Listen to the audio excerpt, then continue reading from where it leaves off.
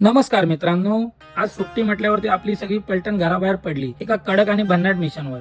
सगळ्यात आधी आपण पोहोचलो दुकानात, खिशातले पैसे जेवढे होते तेवढे काढले आणि मॅगीची पाकिटं घेतली आणि स्वारी निघाली पुढच्या प्रवासाला।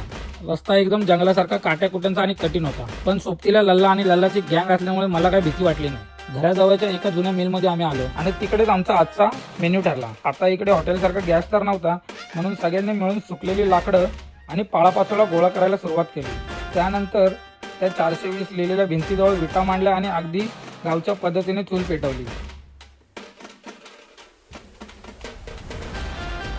मॅगीचं पातेलं चुलीवर चढवलं, पाणी उकळू लागलं आणि तो मॅगीच्या मसाल्याचा वास पूर्ण मिलमध्ये यायला लागला। मॅगी तयार झाली, प्लेट सजल्या आणि सगळ्यांनी त्यावर मस्त ताव मारला। मित्रांसोबतची अशीच एखादी तुमची आठवण असेल तर कमेंटमध्ये नक्की सांगा आणि व्हिडिओ आवडला असेल तर व्हिडिओला लाईक शेअर सबस्क्राईब नक्की करा। धन्यवाद।